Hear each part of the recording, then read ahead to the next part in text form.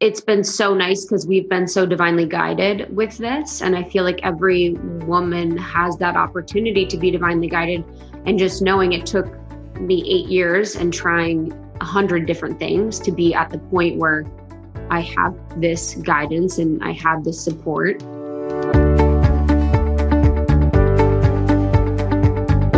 Welcome to the Good Life Coach podcast. I am your host, Michelle Lamoureux.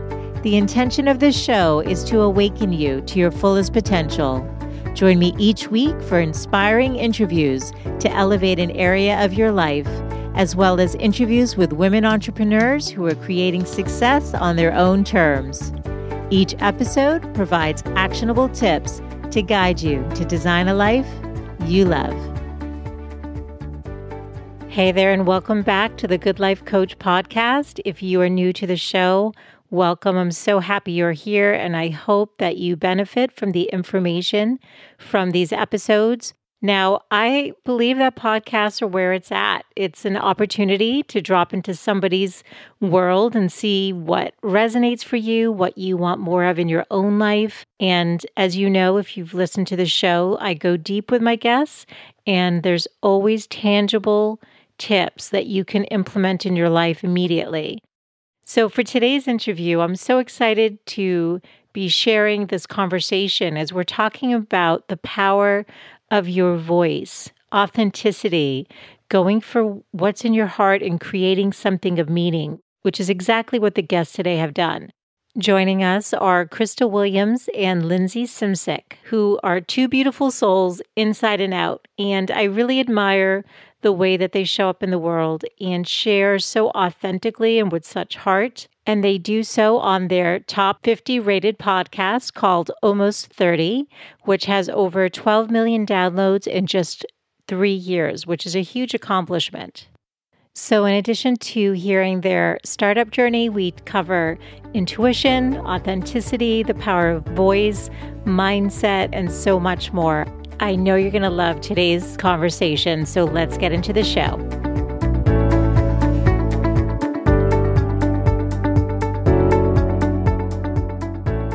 Hey, Krista and Lindsey, welcome to the show. I'm so happy you're here today. Oh, I'm so glad to be here. Thanks for having us, Michelle. Yeah. You guys have a great story. I discovered you a little while ago and been following, and I'm like, wow, these women are you're so tuned in to your voices, to your truth, and you're sharing that with your audience. And what you're doing is more about a movement, I feel like, and community than just another show. And I think what you're doing is so great. I have an 11-year-old, and I think, gosh, you guys are great mentors for her. I would love for her to be able to look up to women like you. I just feel like, I don't know, I'm just seeing a cycle because I'm Gen X, I'm 49. And I think a lot of women my age are coming to their own now. I feel like you guys are on a fast track, and I feel like her generation is going to be that much more awake. I don't know how else to say it. Yeah, the younger generation is so, I'm envious at times because I feel like the resources and the inspiration and the mentorship opportunity is so much greater than when I was young. And when you were young as well, there wasn't podcasts to listen to people and get inspired and see them as expanders, or YouTubes, or even Instagram. All of those things can be challenging in a way, but they can also be super inspirational, especially for women as creative people and creative beings, to see other opportunities to create a life doing what they love outside of the norm.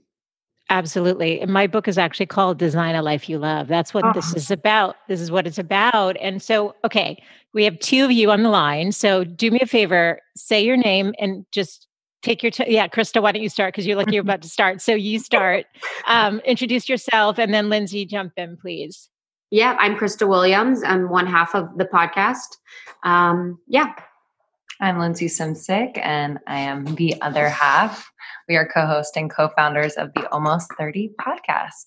So cool. Okay, so you have to take me and the audience into the backstory. How did Almost 30 start? I imagine you had your jobs. I think I read that, and at some point you left it. So were you friends? And get us into the story of how you started. Yeah, we were both working full time and doing some side hustles on the side. I was in the corporate world, as soon as I got out of college, but I found SoulCycle when I was living in New York City, and I felt so passionately obsessed with it that I was like, I have to have more. I was so unhappy and unfulfilled in the corporate world. I would go in and, just be miserable all day because I felt like it wasn't a fit, but I didn't know how to express myself outside of that normal paradigm. So when I found SoulCycle, I was like, oh, this is an opportunity for me. I could be an instructor. I could be in fitness, in community. I could be seen as a leader. I could be more of myself. So I went at it wholeheartedly and tried to be an instructor. I didn't get it. But through the process, I was introduced to Lindsey. Lindsey was an instructor here living in Los Angeles. And eventually I ended up moving to LA. She had been moved out by SoulCycle to LA. And when we met, we were having these conversations about the transitions we were going through that felt really profound and felt like no one was talking about them, and no one was talking about the importance of your late 20s as a catalyst for the rest of your life. And now people younger, I would probably move that forward if I could in my early 20s to have that conversation earlier. But we wanted to, bring it public and be really vulnerable and authentic about how we were feeling. And for me, it was not getting SoulCycle, this calling that I felt like I was so divinely connected to. And for Lindsey, she was going through her own transition. So as our friendship grew, we grew and we just started to share very publicly through Almost 30. Okay. But to pick up a mic and then start the actual podcast, have that conversation is different than you guys chatting with each other saying, hey, we should share what we're feeling. So how did it turn into you two dialoguing to, probably sitting like we all do in our closets when we start? Yeah, totally. Exactly. So Krista and I were having these really deep conversations around the transitions we were experiencing related to relationships, our bodies, health, our purpose, really. And so I wasn't having these types of conversations with anyone else. And she came to me one day. She had been a podcast fan and listened to podcasts for a couple of years. And I had really not gotten into it yet. But I had experience, as an actor and performing, and I'm always down to create. Like, it doesn't really matter to me. I'm just like, oh yeah, I'm totally down. Let's see what we can do. And she's like, do you think we could start a podcast like around these types of conversations? So, I think it was the week after, not even, and we just started recording on our closet floors on like a little recorder, suffocating in the closet, not getting enough oxygen, but just having a lot of fun, having these deep conversations, funny conversations, like thinking about our early 20s, like just reminiscing and connecting the dots to where we are now. And so much of the unknown became, I don't know, just a little bit lighter, like because we didn't have to carry it by ourselves. And so that's how the podcast started. Really, we launched September 1st, 2016. And soon after, just like we had these conversations, we started to have a conversation with more of a community that started to form. And we just found so much healing and inspiration and in being with one another and supporting one another during this transition and any transition, really. Like whether you're going from your 20s to your 30s, 40s to 50s, or, you just quit your full-time job and you want to start your own business, or maybe you just got a divorce, or maybe you just got married or having a baby. Like there's so many life transitions that school doesn't prepare us for. So we just wanted to be that resource and support system. This is so great. So you're starting though, a community is developing. What did that look like? Were you just getting DMs? Like were people finding you on social? Like how did you know that there was momentum growing based on you putting your voice out in the world? Yeah, I think pretty early on, we were wanting to meet our community in person. So yes, we created a secret Facebook group for people to connect digitally, but we had a gathering in our friend's backyard. And that was like our first like touch point to meet people. We had a SoulCycle ride, I think soon after that, where, listeners could come and connect, but it was pretty apparent early on that, connecting with people in real life was going to be important to our growth. Yeah, I think personally, I was so focused on the intention of what we were doing that like, I didn't really think about the community forming, but knew that I wanted to bring women together to support one another during these times. So whether that was a free gathering for women in my friend's backyard, or whether that was like the free Soul Cycle rides, we just knew that we wanted to like connect with people in that way. So even if no one showed up, that was like our intention that we put out in the world. And, you know, I remember vividly the first time that a woman of our community, her name's Jordan, she's been, you know, a listener for a long time. We know her personally. And she wrote a blog post about one of our episodes that like really impacted her. And this was like our fourth or fifth episode.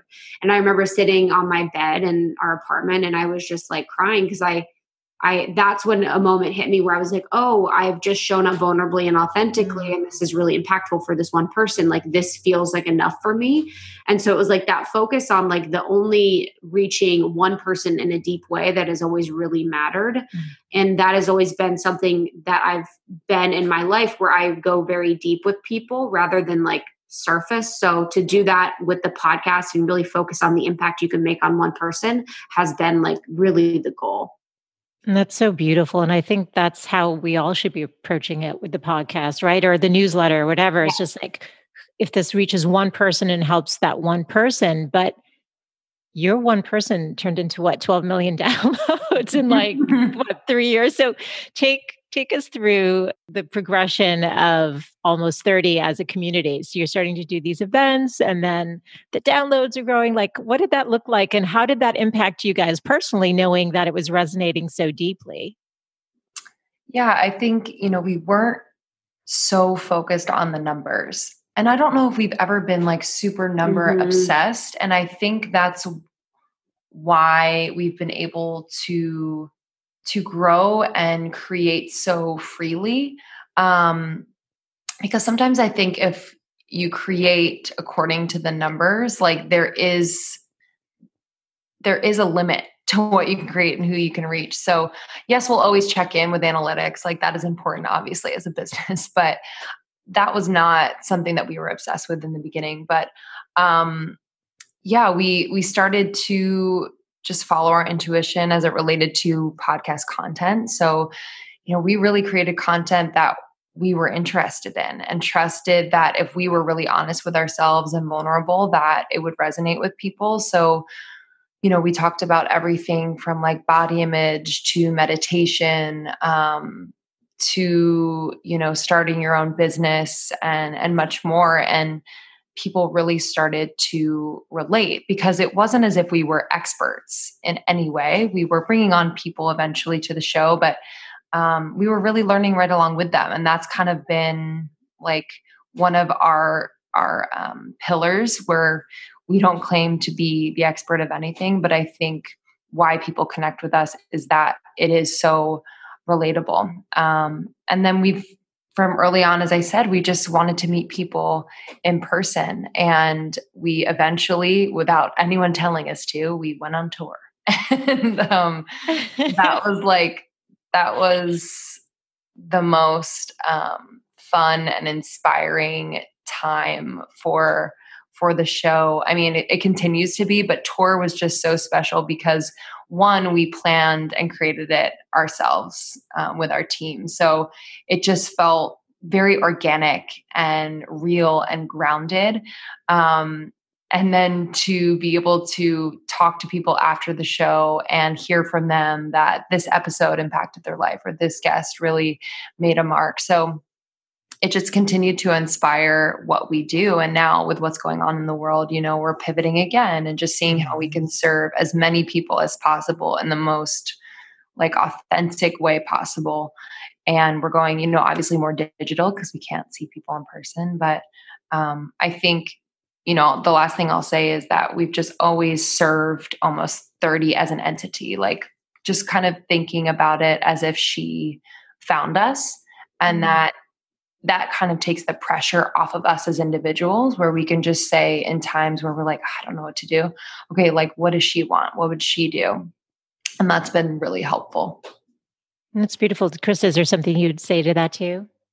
Yeah, I think, just doing it before you're ready, just putting yourself out there. And we did everything before we were ready. We did events before people wanted us to. We did the podcast when no one asked, just because we were like intuitively called to that. So I think that was like a huge, huge part of it. And I think, for the community building, Lindsey and I, as like two female friends, is like a huge part of our success, because women are craving those female friendships that they feel like they can count on and they can lean on, they can trust. Mm-hmm. So it wouldn't be as successful if it was just me speaking to an audience, because like our friendship is a mirror for the friendships that we have within our community. So I think that's also a really important piece.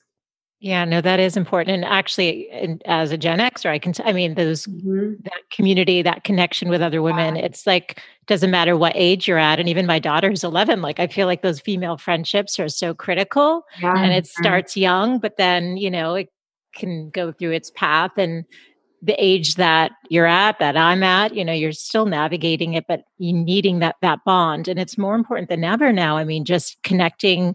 We're doing a Zoom interview. This is the first time I've done Zoom versus Skype. I didn't even see my last guest. So this is so nice. Actually, I might be converting to Zoom because I'm loving this. But you're speaking your vulnerability, and your truth was, by having that audience, was like a mirror back to you, that people were saying, thank you.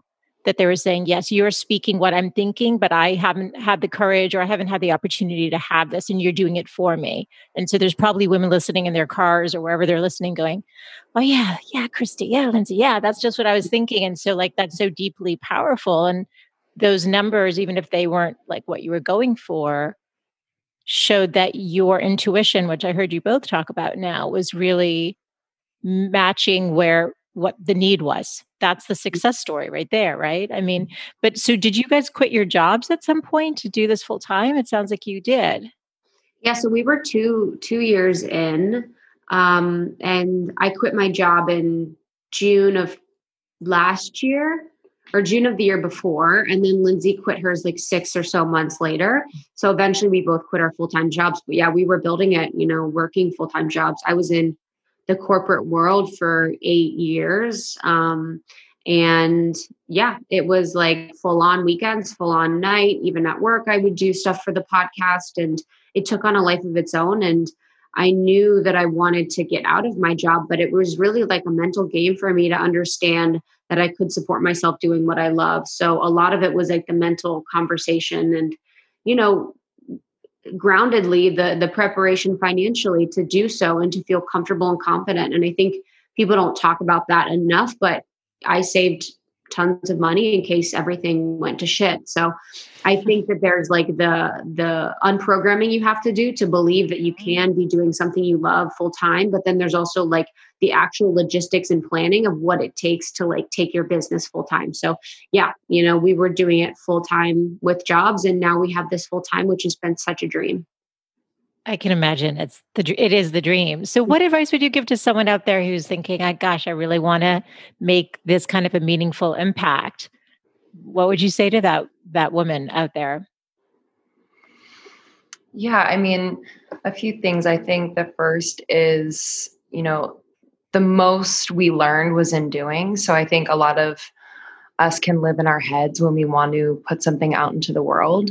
And in that space, there's not a lot of like heart feedback. You're just kind of like ping ponging in your head. And so like, if you can every single day do one thing, it can be small, in the direction of bringing that thing to life, that is possible. Whether it's making a list, writing that email, or even just dedicating like an hour to ideating. Maybe it's like outlining your first episode if podcasting is the thing, right? Like, I just think those small steps turn into what will be something that like lives in the world. And we learn that early on.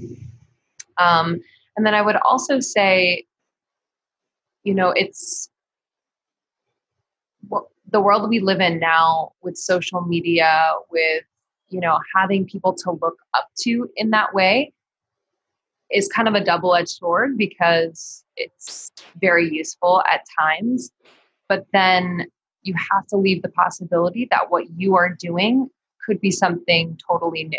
So if there's parts of their blueprint that really resonate with you and that can get you on the right track, awesome. But I think I'm speaking from my own experience that sometimes trips me up because I'm then in a constant comparison game of like, well, I didn't have as many people as they did, or I didn't do it like they did.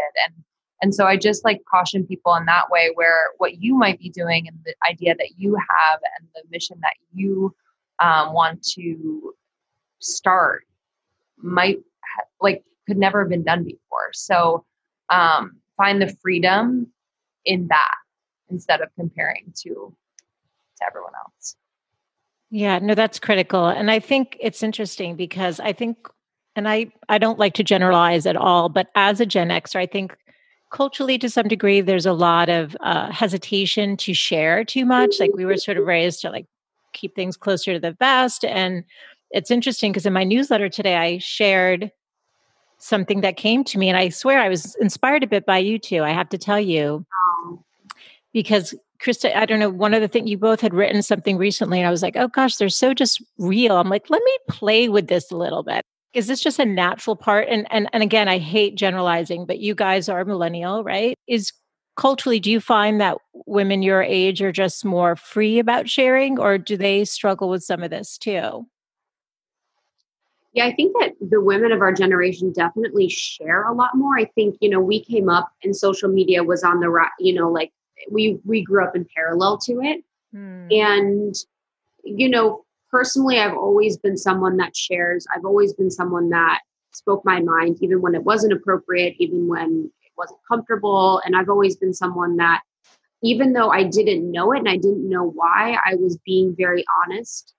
I've definitely had periods of dishonesty for sure, but I've always been someone that was very authentic and true to myself, even when it wasn't super comfortable. So it's definitely something within me, and to caveat that, it's not always easy to be very honest. It's not always easy to like share the truth or be, authentic or what have you. There are consequences to that, and that can also be experienced, but it's been really beautiful to see the women of our generation share honestly and vulnerably and kind of come together in that way.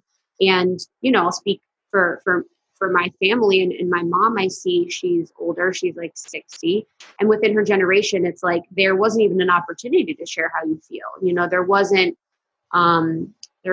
any place to do that. And there wasn't any connection to that. And it's just heartbreaking to see the ways in which that has impacted her life today. But I will say, for those that aren't as comfortable and are new to it, it's a muscle. And I've had times where I've shared and it hasn't been the right time or place, right person, and that doesn't feel good. That's when you have the vulnerability hangover where you've shared in an unsafe environment. So for people that want to share more and want to be more authentic, it's like just slowing down and checking in on the intention behind it. Because there are people that are oversharing online for attention, for likes, for, the wrong intention rather than to feel expressed.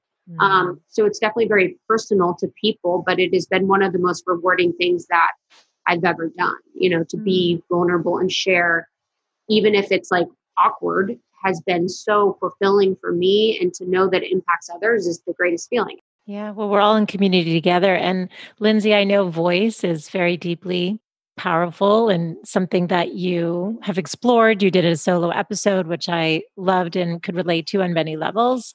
How do you encourage women to use their voice? Like, what's your lens on it? Yeah, I'm still learning. I think that's what we kind of have to accept too, is that it will be an evolution. You don't just kind of wake up one day and have a voice that you're able to use all the time. Like you mentioned with, the triggers of, things that people told you in childhood or how you grew up, can definitely affect your voice. Just a little backstory. I'm a singer. And when I was living in New York, I was working in the bars late at night, all night, most nights a week. I was drinking a lot. I wasn't taking care of my body or spirit in any way, shape, or form. And I would lose my voice often. Mm. Soon after that, I did find Soul Cycle. While my health kind of cleaned up, I was still using my voice in a way that wasn't supported. Mm. And soon after that, we started the podcast. And if you listen to past episodes or early episodes, the first 20 or so, you'll notice my voice sounds very different. And what I started to realize, in my 30s is that late 20s or late 30s is that my voice is affected by the state of my spirit. So I just had to be very mindful of, what relationships I was engaging in. Was I speaking my truth? Was I nourishing my body in a way that really respected the whole mind, body, spirit connection? And I just looking back, I'm really grateful because I think that awareness has served me in so many other aspects of my life. So my voice will tell me a lot. Sometimes I'll speak and there'll be a little shake in it and it'll sound kind of shallow and unsure. And so that usually calls me to go a little bit deeper into questioning, okay, so did you take care of yourself today? Get enough food, water, sleep, all the things. Did you ground down before you had this conversation or you went on the podcast? There's just so many beautiful invitations that something like your voice or even just your body as a whole can call you to. And then the voice, has just shown me that everyone has a very unique resonance that if they want to share with the world, that it will reach the people that it's supposed to reach. I'm sure a lot of your listeners can relate. If they hear a certain voice, it can make them feel a certain way, right? And a message can land on them, and then they'll hear another voice and they might be saying the same message, but they don't relate Completely because of the resonance. So it's a journey I'm still on. We're still on. But I wanted to bring that up to our community, especially because I feel like women, and this is a generalization, but women are I was taught to be polite. And, I still notice sometimes I'll be on the phone. I'm like, hi, how are you? How's everything going? And I turn into someone totally different. So I don't beat myself up over it. I just start to notice how we were trained to speak and not speak. And I'm excited for women to get to know their voices, just be a bit more free and wild with their voices. Especially during this time, I feel like we're just moving into more of that feminine energy. Completely. I love what you both shared. So how do you collaborate? I mean, because, when you're doing something yourself, you basically check in with yourself, like, yeah, I'm going to do this, but how do you decide, what's next? How do you guys work together? Because that's a beautiful thing. Because a lot of women want that partnership and be able to grow something, but it's not always easy to do depending on personalities. Yeah, I think we're just checking in, with our own intuition and then coming together with, those intuitive hits. And it's been so nice because we've been so divinely guided with this. And I feel like every woman has that opportunity to be divinely guided. And just knowing it took me 8 years and trying 100 different things to be at the point where I have this guidance and I have this support and it's working. I've always had it, but it hasn't worked a lot. So it really is our intuitive hits and then checking in, with one another, with what we're inspired to do, what the community is calling for us to do, what is the support that is needed and how we can best serve. The service aspect is super important for people to think about, servicing their customer, their client, their community is really where it's at, and understanding what they need the most. And I often just think about what I need the most. What would I like right now? What would feel good for me? What would really support me or nourish me during this time? And then, trying to tap in and create from there.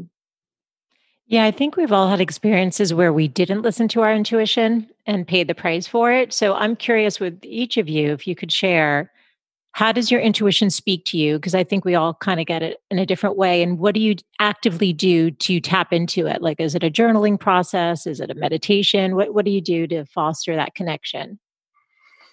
Yeah. Lately, like my intuitive hits have been like physical. So I'll kind of know in my body, whether it's goosebumps or kind of a bad feeling, and I feel it right away, like in my stomach, or I get lightheaded. So my body has been telling me, the direction to go and where to dig in. And then from there, I've been writing a lot lately, which feels good. I've been super resistant to writing in the past, but especially during this time, I think just like this more space, I've felt like the freedom to do that. And so I ask a question normally. So if it could simply be like, what is this feeling? And then I just kind of get out of the way, like get my head out of the way and write from my heart, or just call my higher self in. And I usually get a pretty interesting answer. Yeah. And it's always loving, don't you find? Yes, always. That's how I feel like you know. And what about you, Krista? Mine is just a knowing, and it's like there's no delay to the doing. It's just kind of like it is. So it's tapping into like what is. And I think that's really been honed in for me meditating for 9 years now, 8, 9 years now. Wow. I think that I started meditating after having, an episode of really bad anxiety and depression. And that was caused by me not listening to my intuition. I was shutting down the connection between my heart for so long, and I wasn't listening to my intuition, that I had such bad anxiety and I was so deeply unhappy as the only way to wake myself up. So I will also check in with that if I'm feeling a little out of sorts, if I'm feeling a little anxious, like what is that? What am I not attending to that needs attention? And how can I, further support? But the intuition thing, it's like everyone has it, but I believe it truly is like a muscle, like being authentic and sharing. You really have to work at it to connect to it, because it can be lost, as a survival mechanism, especially for people that are working in jobs they hate and relationships they hate, living in places they hate. Why would your intuition want to keep continuing to tell you every single day to change, to get out, to move, when you're not listening? It's kind of something that comes and goes, but the nourishment of that relationship is one of the most beautiful that you could ever have. Completely. And I think, like you said, it is a muscle, and it's a trust that has to be built. And it's one that I know that when I connect, I really connect, but there's sometimes resistance, and I don't know why, because that's where all the good stuff is. But it's like, and you have to do something. You have to be like, oh yeah, shoot. Now I have to do the thing it's been telling me to do. So sometimes it's like, I don't have time. I'm on Instagram. I don't want to listen. Right. Or it'll say something like slow down, and you're like, I'm not doing enough. Don't tell me to slow down. Like, I've got stuff to do. I'll put that on my to-do list. Right. Exactly. Right. I'll add that to the bottom of my list. 100%. So mindset. So a lot of the female entrepreneurs I interview are like 6-7-figure entrepreneurs. Mindset is critical anyway for any type of success. And we all get to define what success looks like for ourselves. How does mindset play into the work that you're doing and fostering your own version and vision of success? It's a big question. No, it is, but just character. No, it's a great question. It's a great question. Okay, I'll give you the pause. Yeah, we just want to make sure it's an important question. Important, yeah. Okay. Question. I've really gone back to basics when it comes to mindset. I think lately I've just, with the time and space and kind of more quiet, I've noticed the thoughts that are gaining momentum that I don't necessarily want to gain momentum and produce an experience. So I've just been really mindful, especially at the beginning of my day, to choose the good thought. Like I could wake up and say, oh shit, I forgot to send that email, or can't wait to send that email today. Oh my gosh, it's so beautiful out today. Like I'm so happy I live here in LA on the west side near the ocean. allowing the momentum, it sounds cheesy, No, but it it doesn't. actually works. Great. So allowing that thought to attract the next thought, and just creating an experience that just feels grounded and also like lighter, so that no matter what comes my way throughout the day, I'm really able to metabolize it the best I can instead of like having it block me and how I'm like producing, communicating. So yeah, it's really, really basic for me lately. And Krista? Yeah, I think, mindset is everything. It's like people can try different things, try a different business or, to leave their job or leave their relationship. But it's the mindset that is creating the situations in which people are trying to escape from. So once you are able to fix the mindset, then you're able to fix and change everything. And, your mind creates your reality. So once you have the mindset, you can create the reality that you wish to live in. So I think for me, the mindset thing, again, has to be with meditation, the ability to slow down your thoughts enough to unidentify yourself with those thoughts that have been controlling your life up until that point is huge. And people it's so nice now. People have so many tools and resources to help improve their mindset through podcasts, through meditation apps, through mantras they can listen to on YouTube. So all the resources are there for people. But I think starting there is like the key to everything, and that's something you can do at no cost. That's something that will improve every area of your life. That's something will inevitably lead you to success. If it's not leaving the job, it's feeling better in the job. So I think focus on mindset for people through starting with meditation as the most basic from my perspective is incredible. That's awesome. I'm curious, you're both early 30s? Yes. Okay, so as CEOs, which isn't the case for everyone out there, but have you hired mentors or coaches to guide you? Because I think, as women, we often look for those female mentors. And I know I never had that. I always had male mentors. Yeah. I'm just curious what you're doing now, or, are you do you go within or do you still go without too and look for people to guide you as well? I think I was hesitant to get coaches because I have like an authority complex a little bit. I don't trust authority. I don't like to listen to anyone. It took me so long to get a therapist because I didn't trust that they were going to like mind control me. And so that was like the same with coaches. I was like, what would be the benefit that they're going to help me? That's kind of like my rebel mentality, egoic for sure. So I didn't necessarily see ways in which we could leverage a coach until we found our coach, Erin Rose, who started out as a diversity and inclusion coach for us to make sure that we were speaking to the right people. We were being inclusive of all people. We were being thoughtful about our content. We were making sure we were creating the impression that we wanted on our audience. And now it's transitioned to an overall mindset coach for Lindsey and I, a relationship coach for us, a strategy coach for the business, and has been profoundly transformational for the both of us.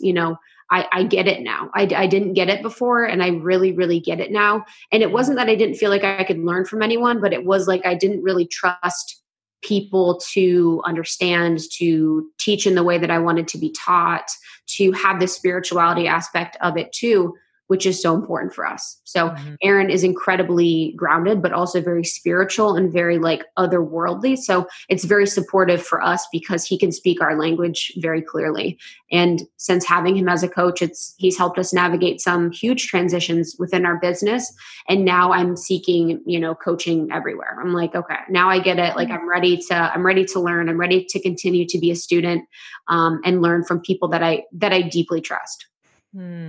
Yeah. And it can be hard to find that right match for sure. For sure. That's what I was scared of. Yeah. I'm like, it's hard to find that match. And it is. I guess my hesitation too is like the time it takes to find a coach. Like I was like, we were lucky in finding Erin so soon, but thinking about like, okay, so we have to try out this coach and then it doesn't work and then try out another one and then I would feel bad. I'd feel bad being like, sorry, like it would make me feel sad to tell someone that I didn't want to work with them, even though they probably don't care. It's like that whole thing too. Right. And it's a financial commitment because I've had hit or miss too. And it's like, oh man, I just spent all that money and I'm no better off. But from every woman that I've interviewed who's really excelled and really hit, Yeah. the mark that she was going for has had the community and the coaching. They Yeah. all have. They all have. So that Right. was curious. But yeah, the trust factor is huge, huge. So before we wrap up, just a couple of quick more questions. Where are you guys going with almost 30 in your community and the movement? What's the vision that you have? It's ever evolving, which is really cool. Right now, in this moment, we are really directing our attention, resources, love, and energy to creating more resources online for people. Hmm. So, digital offerings, whether it's our new paradigm digital workshop series that we've begun, or we have a program coming out called Inner Peace, Hmm. and many more. So we just want to make this as accessible as possible to people, and just, give them the tools, resources, support that has really helped us to navigate a lot of different feelings, situations, and transitions. So that's kind of where our focus is now. Obviously, we had to reschedule a lot of things, right? That were In happening person. at this time, Mhm. Yeah. including tour and retreat. Huh. And Hmm. it's okay, like Yeah. pivoting quite quickly and trusting that it'll be the perfect time when it does happen. Yeah, and that's why you guys are so great. I mean, that's the whole idea is to be able to sort of ride the waves of life because so much is not within our control and we only can control what we can. And so that's where we need to focus the energy. So that's exciting. Do you have rituals, routines, habits that you do to foster your success? Morning, evening kind of thing that you like to put into place to keep you grounded and connected? Yeah, I have to say the meditation has been huge for me. And then implementing gratitude practice, another Mm, basic one, but yeah. every morning in my journal it is writing the 3 to 5 gratitudes so that I can just really center and ground. But the important part of all of that is really the commitment to the ritual of it. Doing that once a month or once a year isn't going to get you any results. It's really important that if you're praying, if you're meditating, if you're doing these things, that you're doing them repeatedly to see any benefit. So Mm. although the practices that I have are small and mostly free, it's just important that I've done them, over time. Mm. What about you, Lindsay? Um, yeah, something I've been doing lately is just allowing myself to be creative for the sake of being creative. And Oh, that I to me love that. feels like a meditative practice, whether it's like Mm. drawing or singing or whatever it is, really. Like I just make time to do it and allow whatever comes through to come through and just kind of like let it go then. It's Mm. never like, okay, I got to make this perfect and then put it out and do this. It's just like it just feels like a flush to me. Mm. And then it influences the rest of my day. It's so beautiful. I love that. Okay, so can you leave the women listening, and I don't know if you each want to go on this, with your 3 best tips on living a good life? 3 tips that come to mind. I think that I am able to serve people if I take care of myself, and that means taking care of my mind, body, spirit. So that could look very different for each person. But for me, that's making sure I'm moving every day. That's making sure I'm like nourishing myself with really clean, good food, getting enough water, and like tons of sleep. And then just like listening to myself, like always checking in with me is important. Surrounding yourself with people who, see your light and support your light doesn't mean they're always going to agree with you, but just cultivating that community that just like feeds your spirit. And knowing that you have the right to maybe create boundaries with people that don't. Mhm. And then third is, really practicing being unafraid to express yourself and expressing for just the sake of expressing rather than so fixated on the end result. That feels really, really good for me. And Krista? I think, yeah, just to piggyback off of Lindsay's first one, I think the diet piece is like so important, not a diet per se, but just getting the nutrition right so that you have this foundational ability for your body to like balance your hormones, to make sure that all your neurons are firing appropriately and that you're sharp and you have energy and you feel balanced. I think that's so underrated. And I didn't really understand the correlation when I first started the whole entrepreneur thing to the importance of nourishing myself so that I could be mentally ready for the day and I could be mentally calm or mentally prepared for everything. So I think nutrition is huge. And then I also would say that it's like defining what would feel like a good day for you. I think people can say they want to live a good life, but a lot of them don't know what that means. And I think it looks very different for many people. It could be living on an island. It could be living with family, whatever that is. I think people need to get clear on what that means so that they can actually work towards that. And then I would say to like live a good life that it is an effort. I really think that like working for however many years to like change my mindset has been, if I would have told myself when I was 24, 25, like you're going to be working at this for years and years, I would be like, oh my gosh, no. I'd be like, oh, no. If it's not happening overnight, I don't want it. Where's the pill? But it's been so interesting and fun, and to make it fun, to make your pursuit of living a good life fun is something that I need to tell myself to do very often, because I get very caught up in like the minutia of, how hard the work can be, but keeping it light and keeping it fun would also be, something that people could really aspire to do. You guys are so wonderful. I can't wait to like just continue to follow your journey and where you're going to go. Your daughter's so lucky to have such a insightful and introspective mom. That is like so huge. You're fostering the children that are going to be changing the world. So she's so lucky.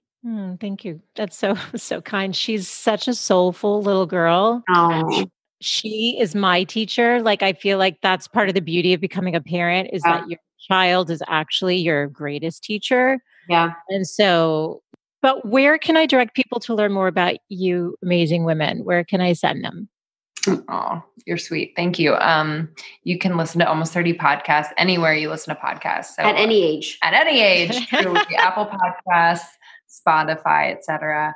Our website is almost30podcast.com. That's where you'll find programs and courses and digital workshops and lots of fun things. And then we're on Instagram at Almost 30 Podcast, and I'm at Lindsey Simcik, and I'm at It's Krista. And this has been so nourishing. Thank you so much. You are so special, and to know someone as in touch and kind as you listens is such a treat. Yeah, thank you. You guys are amazing. Thank you so much. Thank you so much. This is Michelle Lamoureux, and you've been listening to the Good Life Coach podcast. So I want to let you know that I have a free gift for you if you're interested. I've been thinking of how uncertain things are and wanted to do something a little extra and want to give you a copy of my book. It's called Design a Life You Love, A Woman's Guide to Living a Happier and More Fulfilled Life. And I usually sell it on Amazon for $10, but you can download for the month of April a free copy. It covers life, love, work, body, relationships, and simplicity. And the intention behind it is to help you live your life with greater purpose and clarity, make loving yourself and your body a priority, have a career and relationships that you love, and incorporate simple pleasures for greater joy. So that's what the book covers. There's a lot of great exercises with each inspiration, and I hope that you find it helpful. Again, you can find it over at thegoodlifecoach.com. You'll see the sign up right on the homepage, and you can get your copy today. If you enjoyed today's episode, be sure to share it with a friend and to subscribe now on Apple Podcasts so you don't miss an episode. While you're there, please take a second to review the show so I know what's resonating with you. It means the world to me to know that you've taken a minute to share your feedback, and I read every review that's posted. So thanks as always for tuning in. If you want additional inspiration and tips, come on over and visit me on Instagram. You can find me at Michelle with 1L _ Lamoureux. Thanks so much, and I'll look forward to reconnecting with you soon. Bye for now.